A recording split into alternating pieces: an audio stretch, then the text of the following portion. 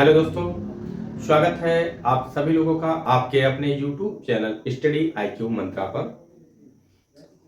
आज का यह जो सेशन होगा वह जीके जीएस का सेशन रहेगा, जिसमें हम लोग 40 प्रश्नों का अभ्यास करेंगे और इन 40 प्रश्नों को विस्तृत रूप से पूरी व्याख्या के साथ हम लोग देखेंगे।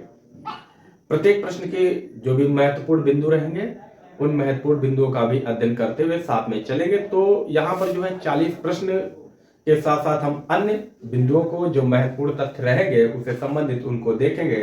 तो लगभग पाएंगे कि हम लोग लगभग कि 100 से 120 क्वेश्चन हम लोग यहाँ पे सॉल्व करेंगे।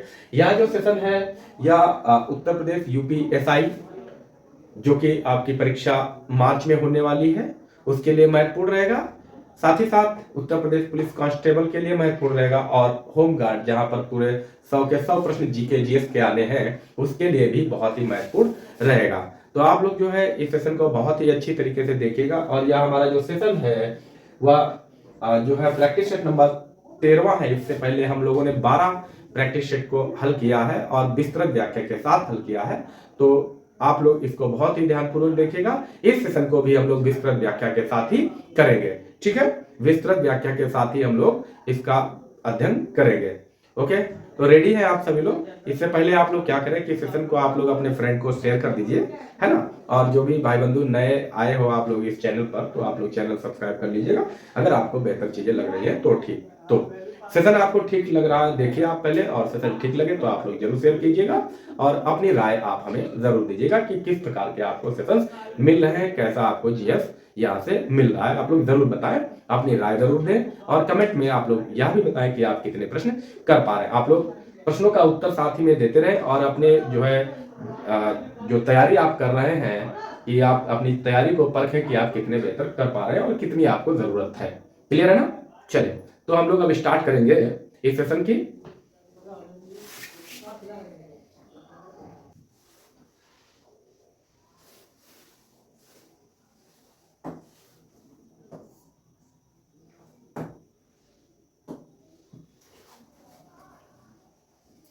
आज का अपना पहला प्रश्न है जो कि प्रश्न संख्या 41 से स्टार्ट हुआ है। आप लोग स्क्रीन पर देख पा रहे हैं। मोटर यान अधिनियम 1988 की धारा 2A(2) के तहत ई कार्ट या ई रिक्शा शब्द का अर्थ है शक्ति वाला विशेष प्रयोजन बैटरी युक्त। आपको जो बताना है कि मोटर यान अधिनियम 1988, पहला प्रश्न है कि मोटर यान अधिनियम कौन सा है, तो 1988, ठीक है। उसकी धारा 2 के तहत कितनी क्षमता वाले वाहन को ई रिक्शा या ई कार्ट कहा गया है। तो क्या होगा इसमें क्या होगा, अधिकतम 2000 वाट, 4000, 6000 या फिर 12000 वाट होगा।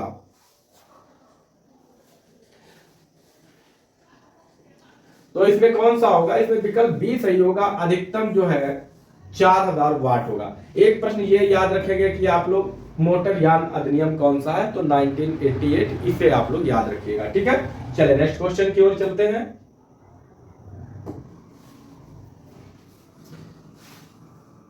प्रश्न संख्या 42, राष्ट्रीय पिछड़ा वर्ग आयोग की स्थापना कब हुई थी। यह प्रश्न आपको बताना है कि राष्ट्रीय पिछड़ा वर्ग आयोग की स्थापना किस वर्ष हुई थी। क्या 1990, 1993, 2010 या 2005 में हुई थी।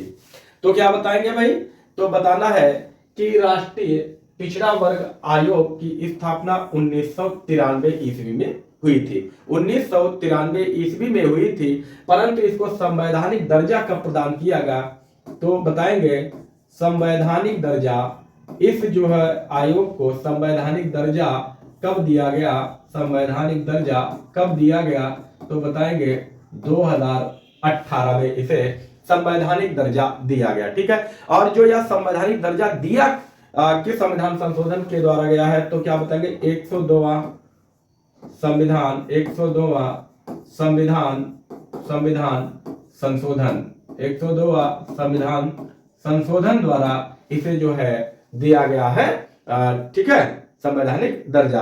आपसे आर्टिकल पूछा जाए तो आर्टिकल, अनुच्छेद की बात की जाए, आर्टिकल कौन सा होगा, तो आर्टिकल आप लोग क्या बताएंगे? तो क्या बताना है कि 338 बी, क्या बताएंगे? 338 क्लॉज बी में जो है दिया गया। आपसे पूछा जाए राष्ट्रीय पिछड़ा वर्ग आयोग के अध्यक्ष की बात की जाए तो क्या बताएंगे? अध्यक्ष कौन है भाई? तो क्या बताओगे? श्री हंसराज, श्री हंसराज गंगाराम अहीर। ठीक है, श्री हंसराज गंगाराम अहीर इसके राष्ट्रीय अध्यक्ष हैं। क्लियर है? इसका मुख्यालय अगर पूछा जाए, राष्ट्रीय पिछड़ा वर्ग आयोग का मुख्यालय अगर पूछा जाए तो क्या बताएंगे? दिल्ली, मुख्यालय दिल्ली। क्लियर है? इतने पॉइंट्स आप लोग याद रखेंगे इससे, ठीक है। और जो है स्क्रीनशॉट आप इसका जरूर लेते रहिएगा। ओके, चलें नेक्स्ट क्वेश्चन की ओर बढ़ते हैं हम लोग। क्वेश्चन नंबर 43, क्वेश्चन नंबर 43 जो कह रहा है उत्तर प्रदेश से सदस्यों को राज्यसभा के लिए चुना जाता है। तो उत्तर प्रदेश से कितने सदस्यों को राज्यसभा में चुना जाता है? क्या 40, 30, 31 या फिर 45? तो आप सभी लोग जानते होंगे कि उत्तर प्रदेश से कितने राज्यसभा सदस्यों का चुनाव होता है। तो क्या बताएंगे? 31। विकल्प सी आपका बिल्कुल सही होगा, 31। ठीक है। लोकसभा की बात करें अगर तो लोकसभा की सीटें कितनी है? तो 80 लोकसभा की है। ठीक है। अब यहां बात करते हैं राज्यसभा। क्या? राज्यसभा। तो राज्यसभा है क्या? तो राज्यसभा, इसका उल्लेख की बात करें अगर अनुच्छेद, इसका उल्लेख कहां है? तो अनुच्छेद 80, अनुच्छेद 80 राज्यसभा। ठीक है, अनुच्छेद क्या होगा? 80 होगा राज्यसभा में। ठीक है। इसमें जो है यह क्या है? यह जो है संसद का उच्च सदन है, उच्च सदन कहते हैं। ठीक है। इसे स्थायी सदन के नाम से भी इसे जाना जाता है, स्थायी सदन इसे भी कहा जाता है, स्थायी सदन भी कहा जाता है। अधिकतम सीटों की अधिकतम संख्या 250। ठीक है, 238 प्लस 12 मनोनीत रहेंगे यहां पर। ठीक है, ये हो गया। इसका जो है पदेन सभापति कौन होता है? पदेन सभापति कौन होता है? तो क्या बताना है भाई? उप राष्ट्रपति जो है इसका पदेन सभापति होता है। राज्यसभा का कार्यकाल कितना होता है? कार्यकाल कितना होता है? तो क्या बताओगे? 6 वर्ष। इसके सदस्य बनने के लिए न्यूनतम आयु की बात करेंगे, न्यूनतम आयु की बात करेंगे तो कितनी होती है? 30 वर्ष इसकी न्यूनतम आयु निर्धारित की गई है। ठीक है, 30 वर्ष का व्यक्ति जो है राज्यसभा में के लिए नामित किया जा सकता है। क्लियर है? यहां तक आपको पॉइंट क्लियर हुए होंगे। ठीक है, चलिए नेक्स्ट पॉइंट की ओर चलते हैं। Next question, question number 44, Santhal विद्रोह जो कि 1855-56 में हुआ था उसके नेता कौन थे? तो संथाल विद्रोह के नेता कौन थे? तो क्या बताओगे? यहां बताना है आपको। क्या बताएंगे भाई? सिद्धू मुर्मू। कौन है? सिद्धू मुर्मू है। साथ ही साथ और कौन थे? भैरव मुर्मू। सिद्धू मुर्मू प्लस भैरव मुर्मू। ठीक है, संथाल विद्रोह। क्लियर है ना? यह हुआ कहां था? तो क्या बताओगे? इसका जो क्षेत्र है, जो क्षेत्र की बात करेंगे तो बिहार प्लस पश्चिम बंगाल एवं पश्चिम बंगाल में यह जो है विद्रोह हुआ था। ठीक है। अगर यह पूछा जाए किसके खिलाफ विद्रोह हुआ था तो क्या बताओगे? East India company, east India company के खिलाफ जो है यह विद्रोह हुआ था। प्लस साथ ही साथ साहूकारों व जमींदारों, क्योंकि ये यहाँ पर जो है इनका जो है क्या कर रहे थे भाई? तो क्या बताएंगे कि जो है शोषण कर रहे थे और उसी के खिलाफ यह युद्ध किया गया था। ठीक है, लगभग यहाँ पर 1000 संथाल थे जिन्होंने इसका जो है विरोध किया था। और इस विरोध में, विद्रोह में जो है गुरिल्ला पद्धति, संथालों ने कौन सी पद्धति अपनाई थी? तो गुरिल्ला पद्धति को अपनाया था। ठीक है, गुरिल्ला पद्धति को अपनाया था इस विद्रोह में। क्लियर है ना? चलिए नेक्स्ट क्वेश्चन देखें, क्वेश्चन नंबर 45,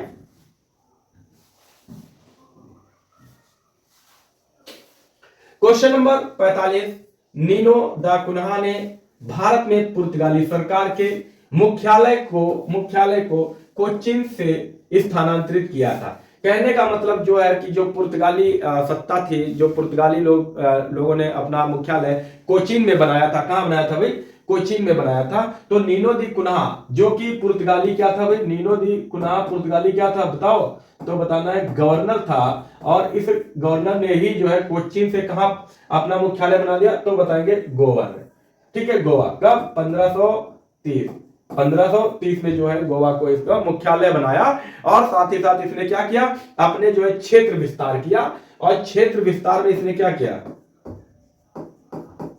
गुजरात के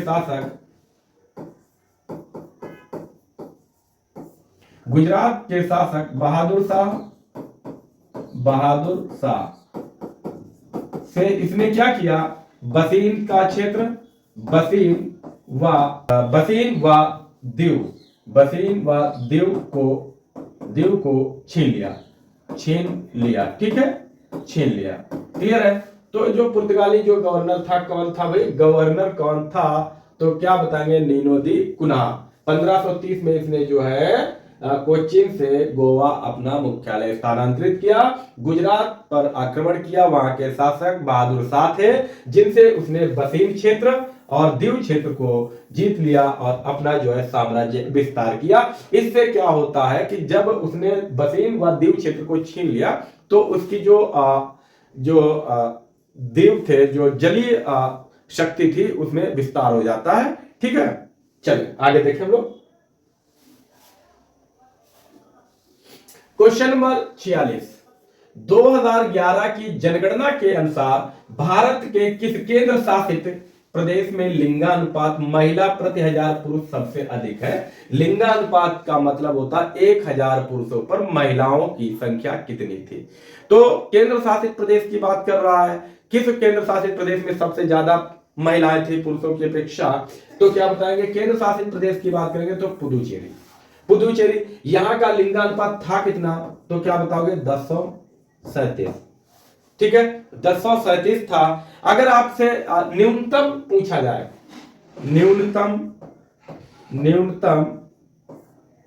न्यूनतम लिंगानुपात वाला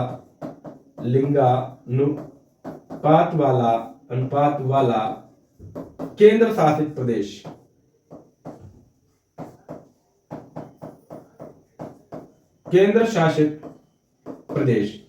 तो वो कौन सा होगा? केंद्र शासित प्रदेश कौन सा होगा? तो क्या बताओगे? दमन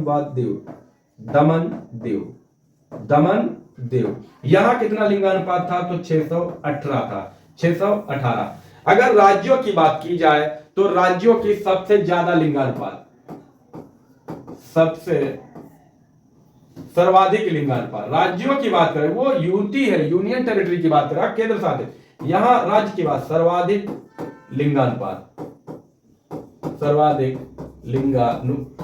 कहां का है? तो बताएंगे केरल। कहां भैया? केरल। तो कितना? 1084। ठीक है, 1000 पुरुष, 1084 महिलाएं। ठीक है ना? न्यूनतम लिंगानुपात अगर पूछा जाए, न्यूनतम लिंगानुपात कहां का है भाई? तो न्यूनतम कहां का है? तो बताना है हरियाणा। न्यूनतम कहां का है दोस्तों?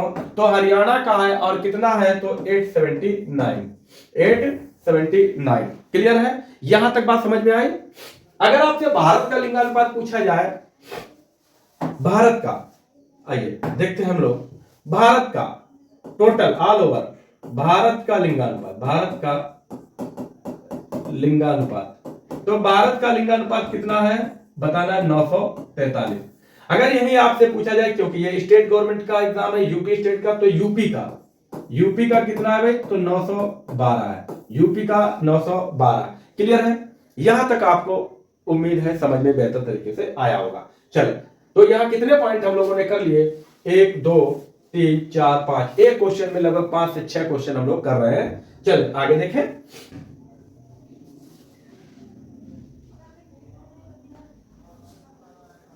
Question number 47। निम्नलिखित में से कौन सी एक ऐसी विशेषता है जो राज्य के नीति निर्देशक तत्व और मौलिक कर्तव्य दोनों में समान है। राज्य के नीति निर्देशक तत्व और मौलिक कर्तव्य दोनों में समान है, कौन सी ऐसी विशेषता है? तो क्या बताएंगे भाई? तो क्या बताएंगे? कहेंगे दोनों ही गैर न्याय संगत है, दोनों ही गैर न्याय संगत है। आप यहां पर जो है वाद नहीं कर सकते हैं कि ये लागू ही किए जाए, ठीक है। राज्य के नीति निर्देशक तत्व और राज्य के नीति निर्देशक तत्वों का उल्लेख जो है ना, तो क्या बताओगे? डीपीएसपी इनका उल्लेख कहां है? तो बताना है संविधान के भाग 4 में। कहां है? संविधान के भाग 4। आर्टिकल की बात करें तो अनुच्छेद कहां है? तो किस अनुच्छेद में? तो कहेंगे 36 से 51 तक जो है इनका उल्लेख किया गया है, ठीक है, राज्य के नीति निर्देशक तत्वों का। क्लियर? उम्मीद करते हैं ये पॉइंट आपको बेहतर तरीके से समझ में आया होगा। अगर आपसे पूछा जाए मौलिक अधिकार, तो मौलिक अधिकारों का उल्लेख कहां है? फंडामेंटल राइट, फंडामेंटल राइट की बात करें तो आप क्या बताएंगे? भाग 3, भाग 3। क्लियर है? भाग 3 में इसका उल्लेख है फंडामेंटल राइट का। आप लोग बहुत ही बेहतर तरीके से इनको याद रखिएगा, वो चाहे मूल अधिकार हो, चाहे राज्य के नीति निर्देशक तत्व हो, या फिर मौलिक कर्तव्य हो, इन चीजों को आप लोग विशेष रूप से याद रखिएगा, आपके लिए महत्वपूर्ण रहेंगे, ठीक है। और बाकी बेहतर तरीके से पढ़ने के लिए, ज्यादा जानकारी के लिए आप जो है चैनल को सब्सक्राइब कीजिए, आपको वहां पर वीडियोस मिल जाएंगे। चलिए नेक्स्ट क्वेश्चन देखते हैं हम लोग। क्वेश्चन नंबर 48 के मामले में dot dot dot dot dot के मामले में परिवार न्यायालय में दंड प्रक्रिया संहिता की धारा 125 के तहत मुस्लिम पत्नी के तलाक के बाद भी भरण पोषण हेतु आवेदन को बरकरार रखा गया। तो यह कौन सा वाद था? वैसे तो मुस्लिम संप्रदाय में तलाक देने के बाद जो है भरण पोषण का नहीं रहता है, लेकिन यहां पर ऐसा है, ठीक है। तलाक के बाद भी इस वाद में जो है भरण पोषण को जारी रखा गया, वो था विकल्प बी, शमीमा फारूकी बनाम शाहिद खान, ठीक है। चले नेक्स्ट क्वेश्चन देखें आप लोग। क्वेश्चन नंबर 49 निम्नलिखित में से कौन सी एक प्रभावी जन्म नियंत्रण विधि है? जन्म नियंत्रण विधि का मतलब है कि किस विधि के द्वारा जन्म दर पर रोक लगाई जा सकती है या बच्चे के जन्म पर रोक लगाई जा सकती है। तो प्रभावी की बात कर रहा है। वैसे तो काफी जन्म दर प्रभावी जो है, जन्म नियंत्रण प्रभावी विधियां बहुत सी होती हैं, जैसे कि क्या क्या बताएंगे आप जो है क्या क्या हो सकती हैं? तो गर्भ निरोधक गोलियां, गर्भ निरोधक गोलियां, इनके माध्यम से जो है बच्चों के जन्म पर नियंत्रण होता है। साथ ही साथ कॉपर टी का प्रयोग करके भी जो है इसे रोका जा सकता है। और क्या है? कॉन्डोम का प्रयोग करके भी जो है इसे रोका जा सकता है। लेकिन सबसे प्रभावी क्या है? इनमें जो है चांसेस रहते हैं कि हो सकता है नियंत्रण ना हो, परंतु नसबंदी जो है ये सबसे प्रभावी विधि है जो कि बच्चों के जन्म पर नियंत्रण लगाती है। तो इन पॉइंट्स को भी आप लोग विशेष रूप से याद रखिएगा। चलिए नेक्स्ट क्वेश्चन की ओर बढ़ते हैं हम लोग।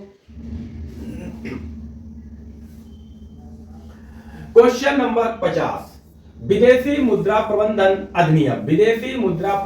अधिनियम कब लागू हुआ था? ठीक है, आपसे प्रश्न पूछ लिया गया है कि विदेशी मुद्रा प्रबंधन अधिनियम कब लागू हुआ था। तो क्या बताना है? बताएंगे जून 2000 में यह लागू हुआ था। कब? जून 2000 में यह लागू हुआ था। क्या? विदेशी मुद्रा प्रबंधन अधिनियम। और यह अधिनियम आया कब था? तो कौन सा अधिनियम था? कहेंगे 1999 का अधिनियम था और यह लागू 2000 में हुआ। और विदेशी मुद्रा का प्रबंधन करता कौन है? तो बताना है आरबीआई इसका प्रबंधन करता है।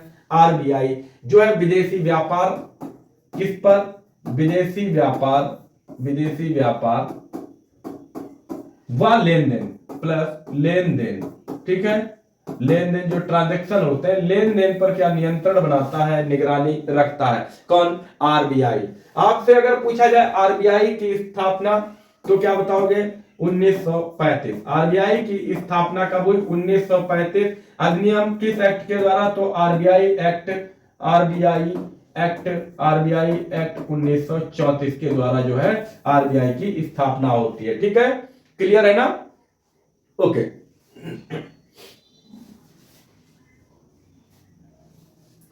प्रश्न संख्या 51। जब राष्ट्रीय सुरक्षा अधिनियम के तहत गठित सलाहकार बोर्ड के सदस्यों के बीच मतभेद हो जाता है तो राय, तो यहां पर लिखेंगे किसकी राय, तो यहां पर क्या लिखेंगे?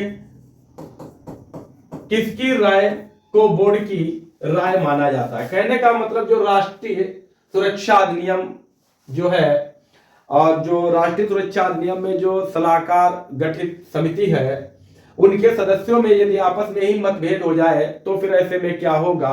तो कहेंगे कि जो सदस्यों का बहुमत होगा, विकल्प सी होगा, सदस्यों के बहुमत को ही बोर्ड की राय माना जाएगा। क्लियर है? बोर्ड की राय मान लिया जाएगा। प्रश्न संख्या 52।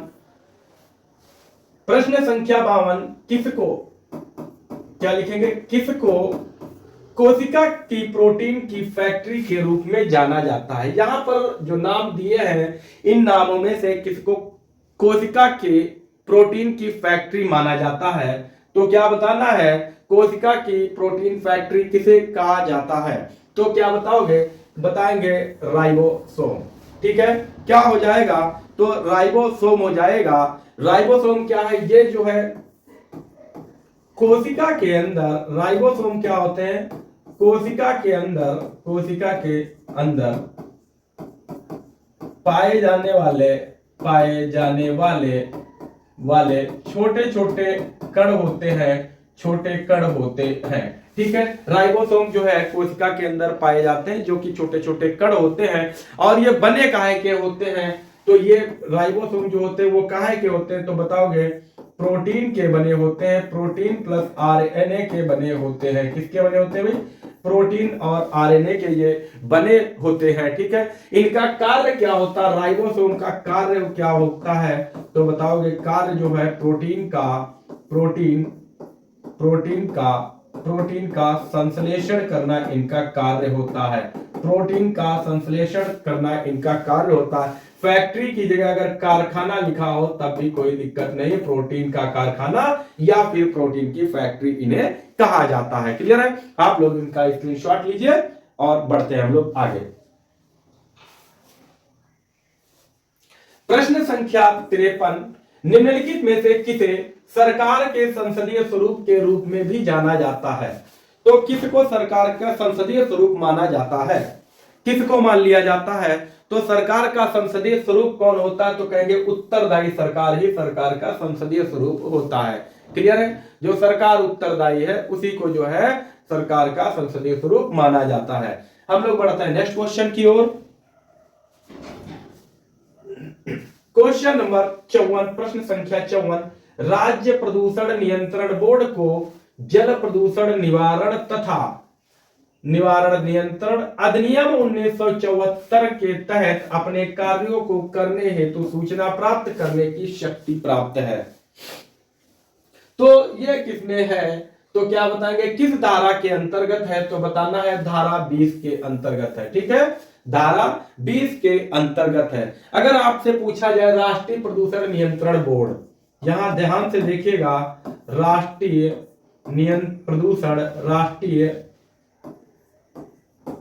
प्रदूषण नियंत्रण बोर्ड,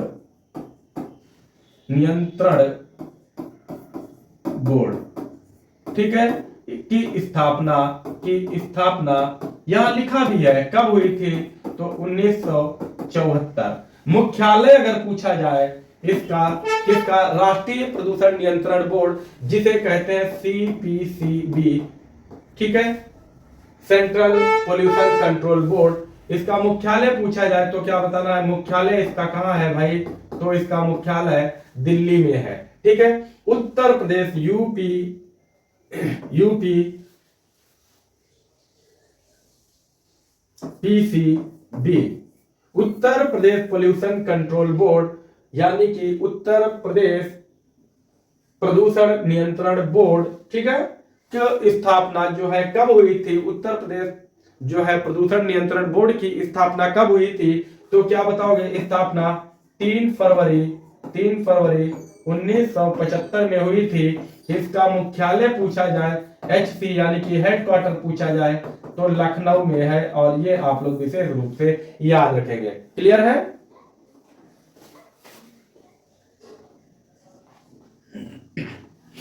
क्वेश्चन नंबर 55 देखें। क्वेश्चन नंबर 55 आप लोग देखें कि हैबियस कॉर्पस याचिका का शाब्दिक अर्थ क्या है? कि जो हैबियस कॉर्पस जो याचिका है उसका शाब्दिक अर्थ क्या है? तो इसका शाब्दिक अर्थ क्या होगा कि किसी को सशरीर पेश करना। विकल्प सी का सही हो जाएगा। ये जो याचिकाएं होती हैं, याचिकाएं जो होती हैं, याचिकाएं संविधान द्वारा भारतीय नागरिकों को प्रदत्त याचिकाएं जो रिट होती हैं वो कितनी रिटें प्राप्त हैं? तो बताएंगे 5 रिटें प्राप्त हैं। ठीक है, और ये किन किन अनुच्छेदों के द्वारा न्यायालय में वाद के योग्य मानी जाती हैं? तो आर्टिकल 32 यानी कि अनुच्छेद 32 के तहत सुप्रीम कोर्ट में आप जो है रिट दायर कर सकते हैं, और वहीं अनुच्छेद 226 के तहत आप हाई कोर्ट में रिट दायर कर सकते हैं। और ये 5 रिटें कौन कौन सी हैं? तो क्या बताओगे? एक हो गया हैबियस कॉर्पस, दूसरा क्या होगा?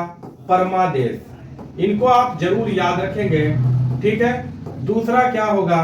परमादेश होगा। हैबियस कॉर्पस, परमादेश, प्रतिषेध, क्या होगा? प्रतिषेध हो जाएगी। चौथी क्या होगी? तो चौथी क्या होगी तो बताना, उत्प्रेषण हो जाएगा। उत्प्रेषण हो जाएगा, चौथी में जो है उत्प्रेषण हो जाएगा। और पांचवी जो होगी वो होगी अधिकार प्रेक्षा। तो 5 प्रकार की रिटें भारतीय नागरिकों को प्रदत्त हैं संविधान द्वारा। क्लियर है? और ये कब दायर की जाती है? तो कहेंगे मूल अधिकारों के हनन होने पर। जब हमारे मूल अधिकारों का हनन होता है, ऐसे में ये रिटें आप जो है दायर कर सकते हैं न्यायालय में। क्लियर है? चलिए नेक्स्ट क्वेश्चन देखते हैं हम लोग। प्रश्न संख्या 56, राष्ट्रीय बाल अधिकार संरक्षण आयोग किस वर्ष स्थापित किया गया? राष्ट्रीय बाल संरक्षण आयोग किस वर्ष स्थापित किया गया? तो इसमें क्या बताना है कि राष्ट्रीय बाल संरक्षण आयोग की स्थापना कब हुई है? तो क्या बताओगे? तो बताना है 2007 में इसकी स्थापना हुई है, राष्ट्रीय बाल अधिकार संरक्षण आयोग। इसका अगर जो है इसका अगर मुख्यालय पूछा जाए, मुख्यालय आपसे पूछा जाए तो क्या बताओगे? बताना है दोस्तों नई दिल्ली इसका मुख्यालय है। नई दिल्ली में इसका मुख्यालय है। इसके अगर वर्तमान अध्यक्ष पूछे जाए, वर्तमान अध्यक्ष कौन है? तो क्या बताओगे? प्रियंका कानून गो है इसके वर्तमान अध्यक्ष। ठीक है, प्रियंका कानून गो वर्तमान अध्यक्ष है। अगर आपसे पूछा जाए प्रथम अध्यक्ष इसके किसके राष्ट्रीय बाल अधिकार संरक्षण आयोग के प्रथम अध्यक्ष अगर आपसे पूछा जाए, प्रथम अध्यक्ष आपसे पूछ लिया जाए तो क्या बताओगे? कहना है कि शांता सिन्हा। कौन है भाई? शांता सिन्हा। ये भी आप लोग विशेष रूप से याद रखेंगे। ये सारे पॉइंट जो है बहुत ही महत्वपूर्ण रहेंगे आपकी परीक्षाओं के लिए, तो आप लोग इन्हें जरूर याद रखेंगे। क्लियर है? और उम्मीद करते हैं कि आप लोग बहुत ही बेहतर तरीके से इनका अध्ययन कर रहे होंगे, और आप लोग करते रहिए। बहुत महत्वपूर्ण पॉइंट है जैसा कि आप लोग देख पा रहे हैं। बाकी आप लोग अपनी राय जरूर दें कि कैसा क्या मटेरियल्स है। ठीक है,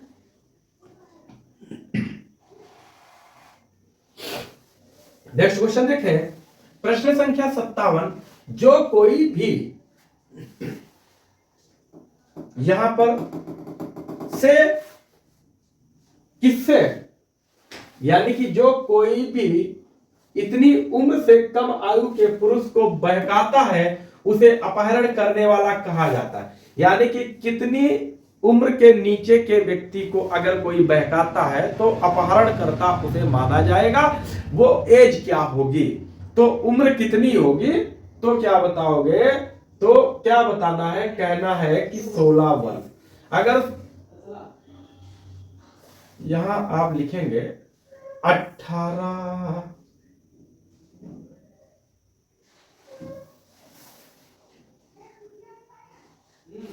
16 वर्ष, ठीक है, 16 वर्ष से नीचे की उम्र को अगर कोई बहकाता है तो उसे जो है अपहरणकर्ता माना जाएगा। विकल्प डी यहां पर सही हो जाएगा। चले नेक्स्ट क्वेश्चन देखें हम लोग। प्रश्न संख्या 58, कर संग्रह के उद्देश्य से आय को में वर्गीकृत किया जाता है। यानी कि कर संग्रहण के उद्देश्य को, आय को कितने शीर्षों में वर्गीकृत किया जाता है, यहां पर विकल्प क्या होगा, तो यहां पर विकल्प क्या होगा, तो बताएंगे इसको 5 शीर्षों में वर्गीकृत किया जाता है। कितने शीर्षों में वर्गीकृत किया जाता है, तो 5 शीर्षों में वर्गीकृत किया जाता है। किस अधिनियम के तहत को, तो क्या बताएंगे, आयकर अधिनियम, आयकर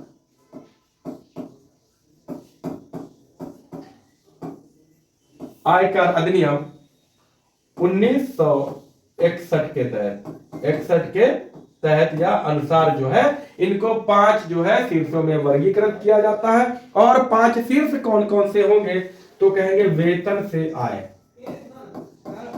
वेतन से आय। नंबर 2, मकान संपत्ति से आय, मकान संपत्ति से आय, ठीक है। नंबर 2, मकान संपत्ति से आय। नंबर 3 क्या कहेंगे, नंबर 3 कहेंगे व्यवसाय, ठीक है, व्यवसाय, व्यवसाय से आय, व्यवसाय से आय। नंबर 3 व्यवसाय से आय। नंबर 4 जो है पूंजीगत आय, पूंजीगत, पूंजीगत आय से आय। और नंबर 5 क्या कहेंगे, अन्य आय से, अन्य आय। तो अन्य आय में क्या रखेंगे, तो अन्य आय में क्या हो जाएगा, लॉटरी वगैरह जो है वो अन्य आय में शामिल होगा। इसके अलावा जो है, इसके अलावा क्या होगा, लाभांश होगा, लाभांश को भी अन्य आय में शामिल किया जाता है, ठीक है, क्लियर है। या फिर अन्य स्रोतों से आय भी यहां से शामिल किया जाता है। प्रश्न संख्या 59, प्रश्न संख्या 59 में क्या कहा गया है, राज्य प्रशासनिक न्यायाधिकरण के अध्यक्ष और सदस्यों को किसके साथ परामर्श के बाद राष्ट्र द्वारा नियुक्त किया जाता है, तो किसके परामर्श द्वारा, तो राष्ट्रपति, यहां राष्ट्रपति द्वारा नियुक्त किया जाता है। तो भाई किसके सुझाव पर, तो क्या बताएंगे, कहेंगे संबंधित राज्य के राज्यपाल के परामर्श द्वारा अध्यक्ष और सदस्यों को राष्ट्रपति के द्वारा नियुक्त किया जाता है। यह आपका जो है स्टेटमेंट सही रहेगा। ओके। प्रश्न संख्या 60, केंद्र शासित प्रदेश दिल्ली को राष्ट्रीय राजधानी क्षेत्र दिल्ली के रूप में नया रूप देने वाला 69वां संविधान संशोधन अधिनियम किस वर्ष लागू हुआ, किस वर्ष लागू हुआ, ये आपको बताना है, किस वर्ष लागू हुआ है। तो क्या बताओगे भाई, तो क्या बताना है, किस वर्ष लागू हुआ है, तो ये जो लागू हुआ है 1992 में, ठीक है, 1992 में लागू हुआ है। और यह जो 69वां संविधान संशोधन अधिनियम, यहां से देखें कि 69वां संविधान संशोधन अधिनियम था कितना, तो 1991 भाई 1992 में लागू हुआ, 1991 में यह पारित हुआ है, ठीक है। इसका जो आर्टिकल रहेगा, आर्टिकल इसका जो है वो कौन सा है, तो क्या बताना,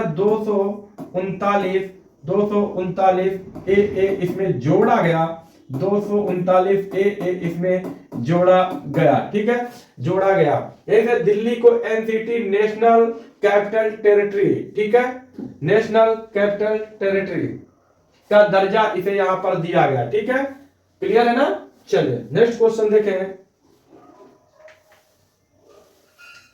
क्वेश्चन नंबर 61, भारत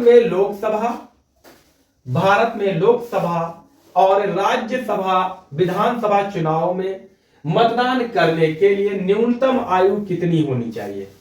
तो वोट करने की न्यूनतम आयु क्या है? आप लोग जानते होंगे कि वोट का अधिकार कब से लागू होता है, तो कहेंगे 18 वर्ष की उम्र से। ठीक है, तो वोट करने की जो आयु सीमा है वो 18 वर्ष से है। और इससे पहले यह आयु सीमा कितनी थी? तो 21 वर्ष थी।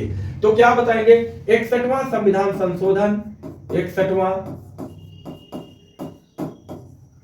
संविधान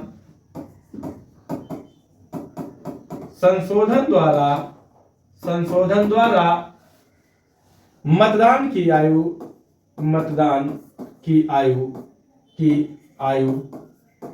21 वर्ष से घटाकर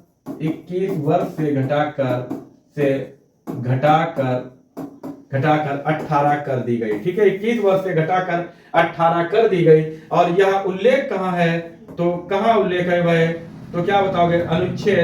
अनुच्छेद कहां है? अनुच्छेद 326 में इसका उल्लेख किया गया। अगर यह पूछा जाए कि जब उम्र 18 वर्ष की गई थी, यानी कि 21 से 18 वर्ष किसके शासनकाल में की गई, तो बताएंगे प्रधानमंत्री उस समय कौन था? पूछा जाता है प्रधानमंत्री कौन था, तो क्या बताएंगे? राजीव गांधी। कौन थे भाई? राजीव गांधी जी उस समय प्रधानमंत्री हुआ करते थे। ठीक है, क्लियर है? कैसा लग रहा है सेशन? चलो अगला क्वेश्चन हम लोग देखते हैं। अगला क्वेश्चन में क्या कहा है? क्वेश्चन नंबर 62, सूचना का अधिकार अधिनियम।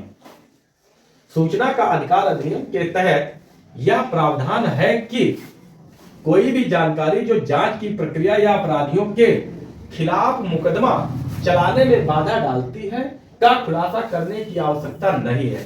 तो जांच प्रक्रिया है सूचना का अधिकार अधिनियम में, तो उसका खुलासा आप नहीं करेंगे। यह कौन सी धारा कहती है? तो कौन सी धारा कहती है? तो बताएंगे धारा 18+1H कहती है। ठीक है, अगर आपसे पूछा जाए आरटीआई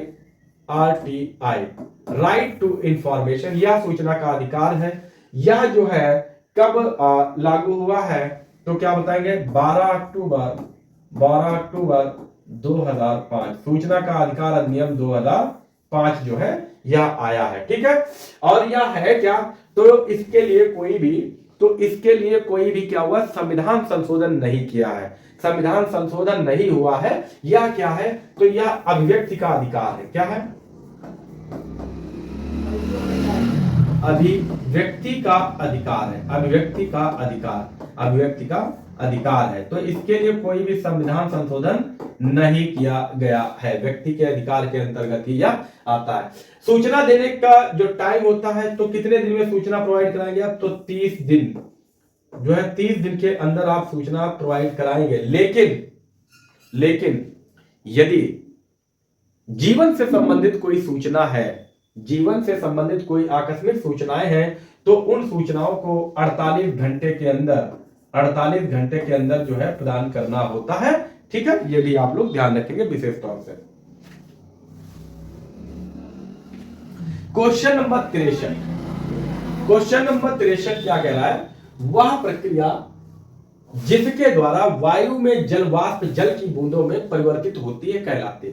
कि जो हवा में जल की भाप होती है, जल होता है, वो बूंदों के रूप में परिवर्तित हो जाता है। इस प्रक्रिया को क्या कहते हैं? तो क्या बताएंगे कि बादल जो होते हैं, बादल में क्या होता है? पानी ही होता है, जलवाष्प ही होती है, लेकिन वो क्या कहते हैं कि संघनित होकर बरस जाता है। यानी कि जलवाष्प जो है बूंदे बनता है, और बूंदे बनने के बाद वह पानी सीधे जमीन पर आ जाता है वर्षा के रूप में। तो यह क्या कहलाता है? संघनन की प्रक्रिया। क्या कहलाता है? संघनन की प्रक्रिया। ठीक है, वाष्पीकरण क्या होता है? द्रव से गैस में बनना। ठीक है, वाष्पीकरण। ऊर्ध्वापातन की प्रक्रिया में क्या होता है? ऊर्ध्वापातन की प्रक्रिया में कोई पदार्थ ठोस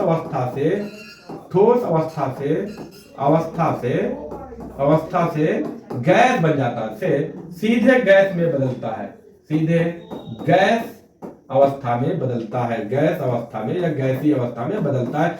ऊर्ध्वापतन का एग्जाम्पल पूछा जाए तो क्या बताओगे? कपूर का उड़ना, कपूर का उड़ जाना, उड़ जाना यानी कि गायब हो जाता है, ये तरल रूप में नहीं आता है, ठीक है। और विसरण क्या होता है? तो विसरण क्या बताओगे? तो उच्च सांद्रता से, उच्च सांद्रता से निम्न सांद्रता की ओर, निम्न सांद्रता की ओर अणुओं का गमन, ठीक है, का गमन, ये कहलाता है विसरण। ओके, उम्मीद करते हैं आप लोगों को बेहतर समझ में आया होगा, है ना। चलो नेक्स्ट क्वेश्चन हम लोग देखते हैं। आइए,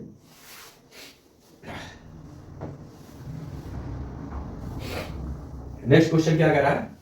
64 नंबर, निम्नलिखित में से कौन सी प्रक्रिया परिणामों का पूर्वानुमान करने के लिए बड़े डेटा सेटों के भीतर विसंगतियों, पैटर्न और सह संबंधों के पता लगाने को संदर्भित करती है? कि मान लिया जाए बहुत ढेर सारा डेटा इकट्ठा है और वहां से आपको डेटा निकालना है, उसमें ढूंढना है, अलग अलग डेटा को अलग अलग तरीके से करना है। तो जिस प्रकार से खदानों में खुदाई करके हम लोग जो है अपने अलग अलग तत्वों को निकालते हैं, ठीक है, जैसे कि कोयला का खुदाई करके कोयला को निकालना, तो उसे क्या कहते हैं? खुदाई, माइनिंग कहलाता है, ठीक है। क्या कहलाता है भाई? माइनिंग कहलाता है। तो यहां भी इसी प्रकार से ढूंढना क्या कहलाएगा? तो कहेंगे डेटा माइनिंग कहलाएगा। क्या कहलाएगा भाई? Data mining. जब डेटा को ढूंढा जाए, इधर उधर जो है अलग रखा जाए, ठीक है, क्लियर है। नेक्स्ट क्वेश्चन देखें, प्रश्न संख्या 65। प्रश्न संख्या 65 क्या कहें?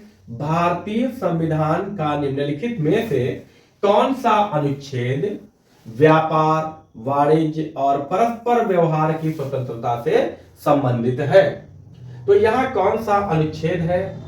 तो क्या बताएंगे? व्यापार, वाणिज्य और परस्पर व्यवहार से संबंधित अनुच्छेद 301 है, जो कि संपूर्ण राष्ट्र में अबाध रूप से व्यापार करने की स्वतंत्रता प्रदान करता है, जिसका उल्लेख कहां है? तो उल्लेख कहां है बताएंगे? भाग 13 में है। क्या है? भाग 13 में इसका उल्लेख किया गया है, ठीक है।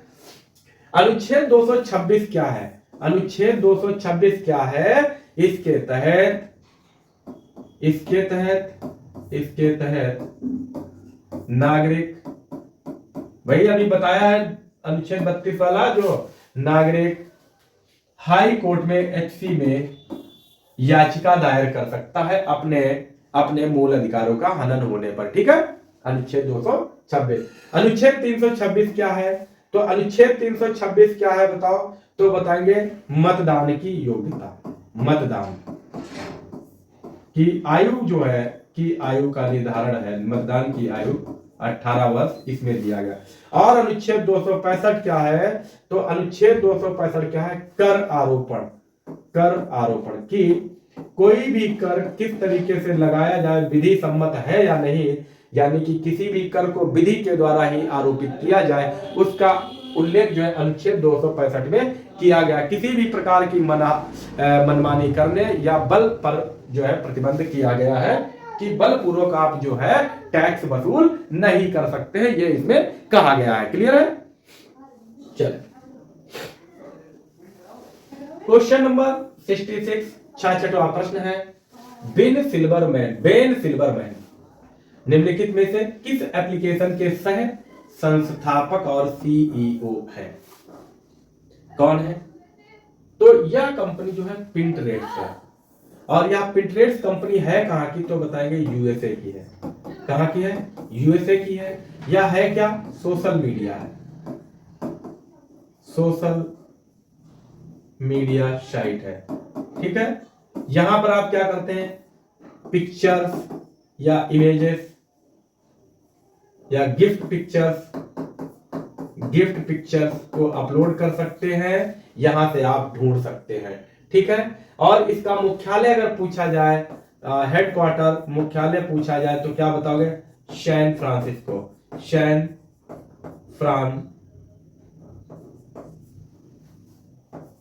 सैन फ्रांसिस्को में इसका मुख्यालय है। क्लियर है? चलिए नेक्स्ट क्वेश्चन देखें कि भारतीय संविधान में शक्तिशाली केंद्र वाला संघ फेडरेशन विद स्ट्रॉन्ग सेंटर निम्नलिखित में से किस संविधान से ली गई विशेषता है? तो ये आप लोगों को पता ही होगा कहां से लिया गया है फेडरेशन, ठीक है, संघ की शक्ति। तो कहां से? तो बताएंगे कनाडा के संविधान से। कहां से? कनाडा से लिया गया, ठीक है। विकल्प सी आपका बिल्कुल सही होगा। ऑस्ट्रेलिया से क्या लिया गया है? ऑस्ट्रेलिया से क्या लिया गया है भाई? समवर्ती सूची, समवर्ती सूची ऑस्ट्रेलिया। दक्षिण अफ्रीका से संविधान संशोधन, क्या? संविधान संशोधन, संविधान संशोधन प्रक्रिया, संविधान संशोधन प्रक्रिया दक्षिण अफ्रीका से। क्लियर है? और ब्रिटिश से क्या लिया गया है? ब्रिटिश से संसदीय प्रणाली। क्या है भाई? संसदीय प्रणाली, ब्रिटेन से संसदीय प्रणाली। और क्या लिया गया? एकल नागरिकता। और क्या है भाई? एकल नागरिकता, एकल नागरिकता यहां से लिया गया है। क्लियर है? चल नेक्स्ट क्वेश्चन की ओर बढ़े हम लोग। क्वेश्चन नंबर 68, श्रीमान शास्त्री, यहां क्या होगा? श्रीमान शास्त्री समझौता पर कब हस्ताक्षर किए गए? तो श्रीमान शास्त्री पर हस्ताक्षर कब किए गए? तो क्या बताएंगे कि 1964 में किए गए थे। श्रीमान शास्त्री समझौता 1964 किसके किसके बीच में हुआ? तो बताना है भारत व श्रीलंका के मध्य हुआ, भारत व श्रीलंका के मध्य। इस समय पीएम कौन था? तो क्या बताएंगे? भारत के पीएम कौन थे? लाल बहादुर और कौन? लाल बहादुर शास्त्री। और जो है श्रीलंका के पीएम कौन थे? तो क्या बताओगे? श्री माओ भंडार नायके, श्री माओ भंडार नायके, श्री माओ भंडार नायके। तो इन्हीं दोनों के बीच में हुआ, तो इसीलिए श्रीमान शास्त्री समझौता कहा जाता है। ठीक है, चले। विश्व जल दिवस, प्रश्न संख्या 69, विश्व जल दिवस कब मनाया जाता है?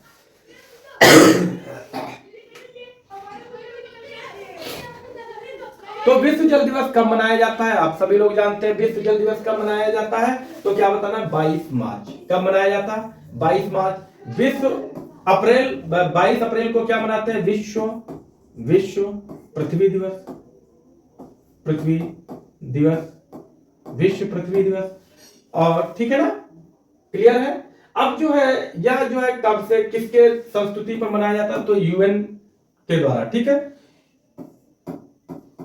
यूएन की सिफारिश पर, यूएन की सिफारिश पर मनाया जाता है, सिफारिश पर, यूएन की सिफारिश पर यह जो है मनाया जाता है विश्व जल दिवस। ठीक है, अगर पूछा जाए पहली बार विश्व जल दिवस कब मनाया गया? पहली बार, तो पहली बार कब मनाया गया? 1993 में पहली बार विश्व जल दिवस मनाया गया है। ठीक है, प्रारंभ कब से हुआ? तो क्या बताएंगे जो है रियो डी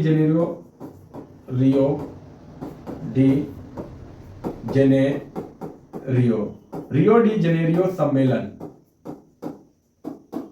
सम्मेलन कहां? ब्राजील में हुआ था।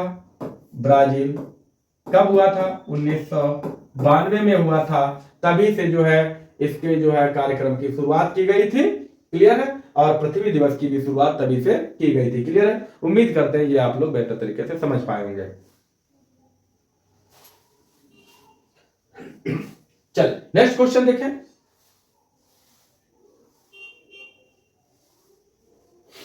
अगला क्वेश्चन है 70 नंबर, डैश डैश डैश को संयुक्त राष्ट्र महासभा ने बाल अधिकारों पर घोषणा को अपनाया था।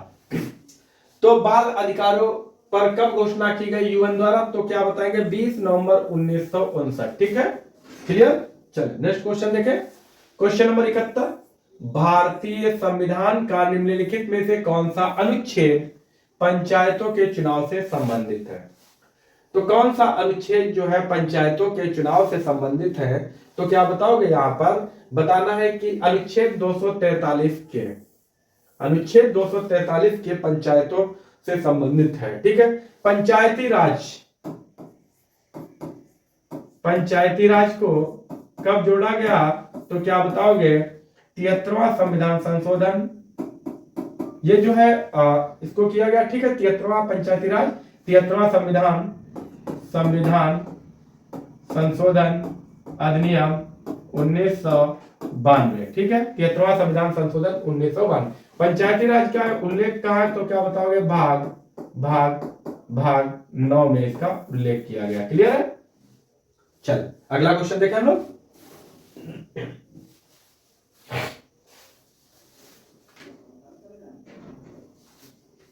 अगला क्वेश्चन क्या कह रहा है, प्रश्न संख्या 72, बहुत बढ़िया प्रश्न है, आप लोग इसका जो है आंसर दें।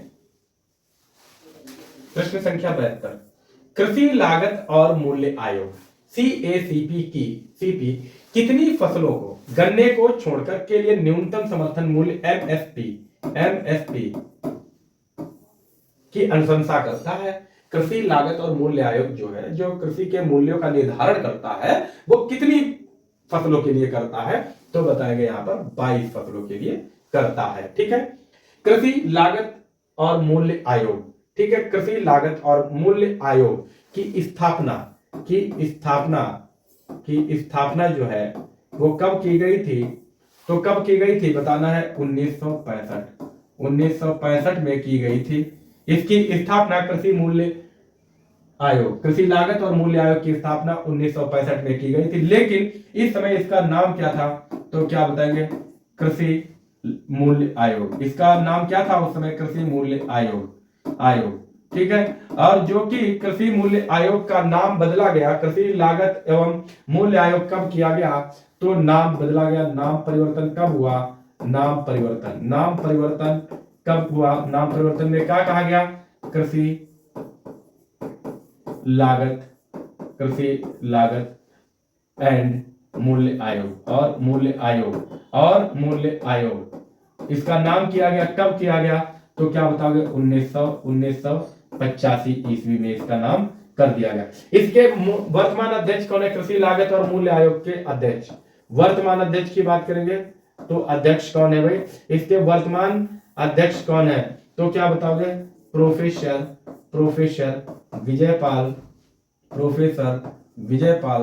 विजयपाल शर्मा जी इसके अध्यक्ष हैं। क्लियर है, प्रोफेसर विजयपाल शर्मा। क्लियर है, यहां तक आप लोगों को याद हुआ। चलिए अगले क्वेश्चन की ओर बढ़ते हैं।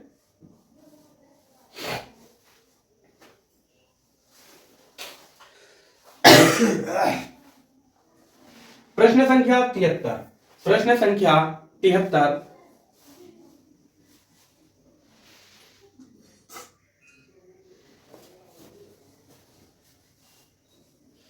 तो प्रश्न संख्या 73 में क्या है, उत्तर भारतीय मंदिर शैली और दक्षिण भारतीय मंदिर शैली की वास्तुलिपि परंपरा के चयनात्मक मिश्रण से मंदिर वास्तुकला की कौन सी शैली का निर्माण किया गया है। तो जो मंदिर निर्माण की प्रमुख शैलियां हैं, जैसे उत्तर मंदिर शैली और दक्षिण मंदिर निर्माण शैली, दो शैलियां हैं, और इन दोनों शैलियों के मिश्रण से कौन सी शैली बनाई गई है, तो क्या बताएंगे कि यहां पर जो है बेसरा शैली बनाई गई है, ठीक है। बेसरा शैली, उत्तर भारत की शैली कौन सी, नागर शैली, उत्तर भारत शैली, ठीक है, उत्तर भारत शैली, और ये द्रविड़ जो है दक्षिण भारत शैली, दक्षिण भारत शैली। ये दो प्रकार की शैली है, इन्हीं के मिश्रण से बन गई बेसरा शैली, इन्हीं के मिश्रण से बन गई बेसरा शैली। और बेसरा शैली के मंदिर कौन कौन से हैं, इनका एग्जाम्पल की बात करें, उदाहरण की बात करें, तो बेसरा शैली में कौन कौन सा है, तो बताओगे हम्पी के मंदिर, ये इनका एग्जाम्पल है। अगर आपसे पूछ लिया जाए बेसरा शैली के, और दूसरा कौन है, तो बताएंगे बादामी के चालुक्य मंदिर जो है, यह जो है बेसरा शैली के प्रमुख उदाहरण है। नागर शैली आखिर है क्या, तो नागर शैली जो होती है वो घुमावदार मंदिर होते हैं, जिनमें बड़ी बड़ी नक्काशी की जाती है। इनमें क्या होता है, चार दीवारी नहीं होती है, ठीक है, चार दीवारी जो बाहर बाउंड्री वॉल की जाती है वो नहीं होती है। और द्रविड़ शैली के जो मंदिर होते हैं, विशेषता क्या होती है, ये मंदिर जो है पिरामिड आकार के बनाए जाते हैं, इस तरीके से पिरामिड आकार में बनाए जाते हैं, ठीक है। कौन से, द्रविड़ शैली के मंदिर, और ये कई मंजिला बनाए जाते हैं, कई मंजिला। इनमें बहुत बड़ा सा आंगन में होता है, प्रांगण होता है, बड़ा सा आंगन होता है, और आसपास जो है चार दीवारी होती है। ठीक है, अगर आपसे दक्षिण शैली मंदिर के उदाहरण पूछ लिए जाए तो मीनाक्षी मंदिर लिख लो, मीनाक्षी मंदिर और बृहदेश्वर मंदिर, और बृहदेश्वर मंदिर जो है ये इसके एग्जाम्पल हो जाएंगे। क्लियर है ना? ओके, चलिए नेक्स्ट क्वेश्चन देखें।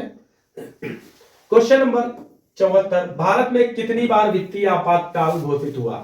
तो भारत में कितनी बार अभी तक वित्तीय आपात घोषित किया गया है? तो क्या बताओगे? कहेंगे भारत में अभी तक वित्तीय आपात नहीं लगा, अर्थात विकल्प शून्य हो गया। वित्तीय आपात, वित्तीय आपात का उल्लेख कौन से अनुच्छेद में है? तो क्या बताओगे? अनुच्छेद 360 में वित्तीय आपातकाल का उल्लेख है। आपसे कहा जाए राष्ट्रीय आपात, तो राष्ट्रीय आपात की बात की जाए, राष्ट्रीय आपात तो अनुच्छेद 352। राष्ट्रपति शासन की बात की जाए तो राष्ट्रपति शासन की बात की जाए, राष्ट्रपति शासन का तो 356 अनुच्छेद। अभी तक राष्ट्रीय आपात कितनी बार लगा है? तो बताएंगे 3 बार राष्ट्रीय आपात लगा है। एक भारत चीन युद्ध, एक भारत पाकिस्तान युद्ध, और एक जो राष्ट्रीय आपात लगा था वो लगा था आंतरिक अशांति के कारण। ठीक है, आंतरिक अशांति के कारण। क्लियर है यहां तक? चले नेक्स्ट क्वेश्चन की ओर बढ़ते हैं। प्रश्न संख्या 75,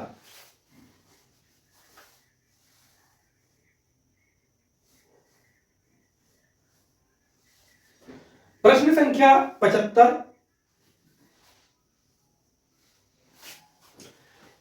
पुनर्वास और पुनर्स्थापन के लिए राष्ट्रीय निगरानी समिति का गठन भूमि अधिग्रहण, पुनर्वास और पुनर्स्थापना अधिनियम 2013 में उचित मुआवजे और पारदर्शिता के अधिकार के तहत किया गया है। तो इसमें जो है आपका क्या होगा? तो बताएंगे धारा 48 के तहत। क्लियर है? चलो प्रश्न संख्या 76, बहुत बढ़िया प्रश्न है। निम्नलिखित में से किस संस्था ने व्यापार और विकास पर कोविड-19 महामारी का प्रभाव रिपोर्ट जारी की है? ये जो कोविड-19 2020 में आया था, ठीक है, तो 19 में ही आया था लेकिन 20 में रहा लॉकडाउन वगैरह।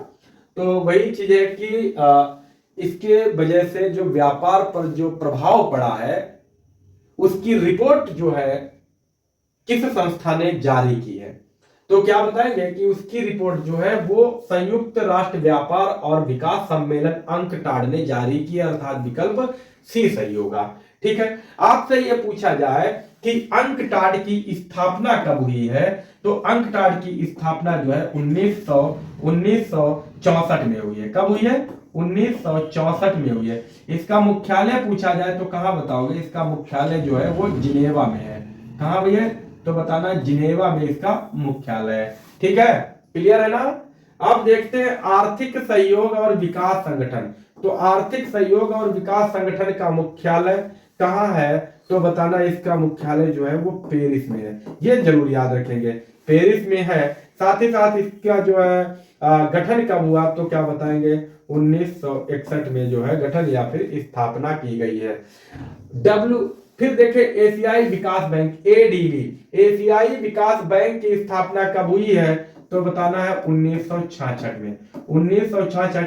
और इसका मुख्यालय कहां है? तो बताना है मनीला। मनीला कहां पड़ता है? तो कहेंगे फिलीपींस में मनीला।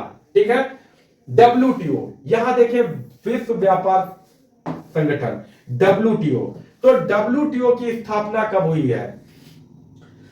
ठीक है, डब्ल्यूटीओ तो क्या बताएंगे? इसका सबसे पहले तो आप बताएंगे मुख्यालय।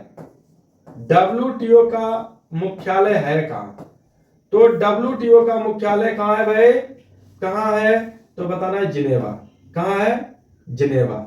डब्ल्यूटीओ का मुख्यालय जिनेवा। इसकी स्थापना तो कहेंगे डब्ल्यूटीओ, इसके यहां से लिखो डब्ल्यूटीओ, वर्ल्ड ट्रेड ऑर्गेनाइजेशन। इसकी स्थापना हुई थी, कब हुई थी? तो 1948 में। इसकी स्थापना 1948 में हुई थी। तब इसका नाम था गैट, GATT, गैट इसका नाम था। तब इसका ही नाम, गैट का ही नाम बदलकर जो है WTO किया गया। कब कर दिया गया? तो 1995 ईस्वी में इसका नाम जो है WTO कर दिया गया। इसका जो है विश्व व्यापार संगठन WTO के अध्यक्ष कई बार पूछे गए हैं, तो आप लोग याद रखेंगे अध्यक्ष कौन है। तो क्या बताओगे? अध्यक्ष क्या बताओगे भाई? Ngozi Okonjo Iweala. Ngozi Okonjo Iweala जो है इसके अध्यक्ष है। क्लियर है? चलो आगे देखेंगे। प्रश्न संख्या 77, सूचना प्रौद्योगिकी अधिनियम 2000। सूचना प्रौद्योगिकी अधिनियम की कौन सी धारा प्रमाणन प्राधिकरणों के नियंत्रक की नियुक्ति से संबंधित है? कौन सी धारा है बताओ? तो कौन सी धारा है? तो बताना है धारा 17 है। ठीक है। और जो है सूचना प्रौद्योगिकी अधिनियम 2000 लागू कब हुआ? तो क्या बताना? यह जो है लागू कब हुआ है? तो 17 अक्टूबर 2000 को लागू हुआ गया है। ठीक है। चलो, चंद्रशेखर आजाद कृषि एवं प्रौद्योगिकी विश्वविद्यालय उत्तर प्रदेश के निम्नलिखित में से किस जिले में स्थित है? चंद्रशेखर आजाद कृषि एवं प्रौद्योगिकी विश्वविद्यालय कहाँ है? तो क्या बताएंगे? कहेंगे यह जो है कानपुर में है। चंद्रशेखर आजाद कृषि विश्वविद्यालय कहाँ है? तो बताएंगे कानपुर में। कानपुर में ही एक हुआ है, कानपुर में ही क्या हुआ? कांग्रेस का अधिवेशन कब? कानपुर में ही हुआ है अधिवेशन। वो कब हुआ था? तो बताएंगे 1900, क्या बताना है? 1925 में हुआ था कांग्रेस का अधिवेशन। ठीक है, 1925। अध्यक्ष कौन थे? तो अध्यक्ष क्या बताएंगे भाई? है क्या बताना है? तो बताएंगे सरोजनी नायडू इसकी अध्यक्ष थी। क्लियर है? तो ये आप प्रश्न याद रखेंगे। चलो 79 क्वेश्चन। भारत में बाल श्रम निषेध और विनिमय अधिनियम कब अधिनियमित हुआ? बाल श्रम निषेध और विनिमय अधिनियम कब लागू किया गया भारत में? तो कब लागू किया गया? तो बताएंगे 1986 में। कब? 1986। और ये नेक्स्ट क्वेश्चन आज का अपना लास्ट है, 80 क्वेश्चन नंबर। अनुच्छेद 80 क्वेश्चन नंबर। अनुच्छेद 31A को समाविष्ट किया गया था द्वारा भारतीय संविधान। तो अनुच्छेद जो 31 है इसे कब समाविष्ट किया गया? तो कब समाविष्ट किया गया? तो क्या बताएंगे? अनुच्छेद 31 है क्या? तो यह जो है अनुच्छेद 31 जो है संपत्ति का अधिकार था, जिसे प्रथम संविधान संशोधन 1951 के द्वारा इसे समाविष्ट कर दिया गया था। परंतु 44वें संविधान संशोधन 44वें संविधान संशोधन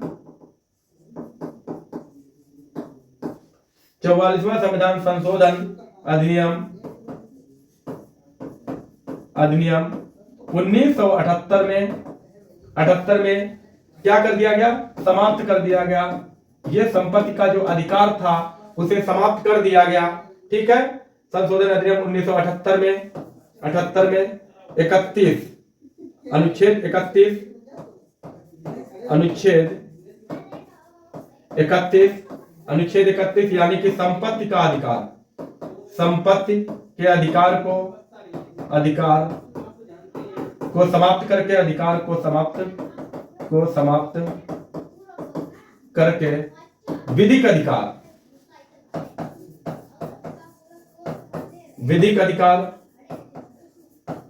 अधिकार अनुच्छेद 300 क्लास का में रखा गया। ठीक है, तो ये जो है कंप्लीट हो गया। आज हम लोगों ने पूरे 40 क्वेश्चन कंप्लीट किए हैं। बहुत ही बेहतर तरीके से उम्मीद कर रहा हूं कि आप लोगों को भी बेहतर लग रहा होगा, है ना। और बाकी जो है आप लोग बताएंगे कि कैसा सेशन लगा है, आप लोग कमेंट करके आप जरूर बताएं। और यह भी बताएं कि आप लोगों ने इसमें से कितने प्रश्न सही किए हैं। बाकी आप लोग कमेंट करें कि आपको और क्या चीज चाहिए, तो हम लेकर आएंगे, कोशिश करेंगे कि आप लोगों के लिए प्रोवाइड कराएं। ताकि बेहतर जीएस का अध्ययन करने के लिए आप लोग जो है चैनल सब्सक्राइब कर लीजिए। सेशन के बारे में आप लोग जरूर अपनी राय दें। Thank you, thanks for watching video, take care, bye bye, bye bye.